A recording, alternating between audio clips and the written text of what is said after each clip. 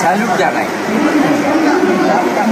Without any political affiliation, without any political leader, তারা যেভাবে লক্ষ্যে অবিচল থেকে অর্জুনের লক্ষ্যভেদের মতো খালি হাতে ন্যাশনাল ফ্ল্যাগ নিয়ে আজকে নবান্নটাকে নড়িয়েছে, 3 ঘন্টা ধরে ঝাঁকিয়েছে, 3 ঘন্টা ধরে ঝাঁকিয়েছে। Hats off. 80 থেকে 100 ইনজোর্ড হয়েছে। আমি এবং আমার অ্যাসোসিয়েটরা সবাইকে রিকভারি করে ট্রিটমেন্টের অ্যারেঞ্জমেন্ট করেছে।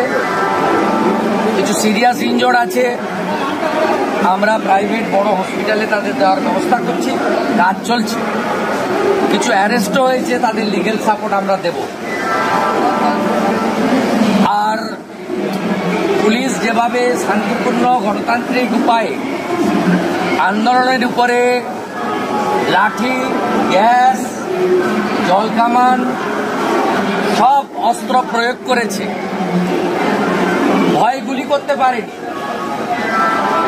গুলি করলে ওদের হাত থেকে বন্দুকটা কাড়িয়ে নিয়ে ওদের মাথাটা ফাটাতে চলে, এবং কার্যত জলকামানের জল আর টিয়ার গ্যাসের সেল শেষ হয়েছে ওদের, দে ফেল।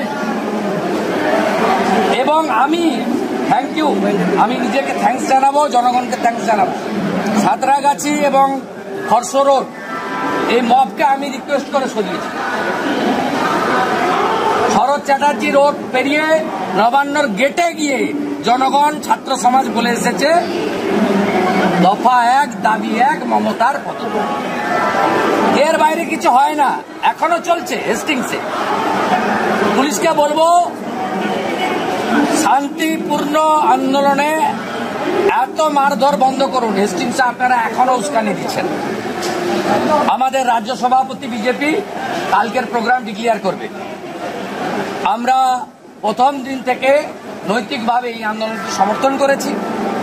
গতকাল ছাত্র সমাজ বলেছিল যে স্টেটের লিডাররা যেন না থাকেন, আমরা পাশে থেকেও পার্টিসিপেট করিনি, কিন্তু ভলেন্টিয়ারের কাজ করেছি।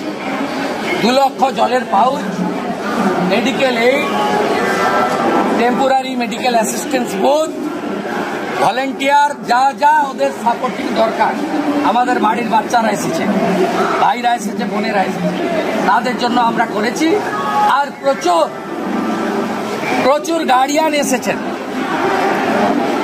তারা রাজনীতির রং ভুলে এসেছেন, কেউ বাবা, কেউ দাদা, তারা এসেছেন পশ্চিমবাংলার নারীদের সম্মান রক্ষা করার জন্য। অভয়া, তিলোত্তমা, কাদম্বিনী যেই নামেই ডাকুন না কেন, আমার বোনের ধর্ষকদের, চক্রান্তকারীদের, খুনিদের ক্যাপিটাল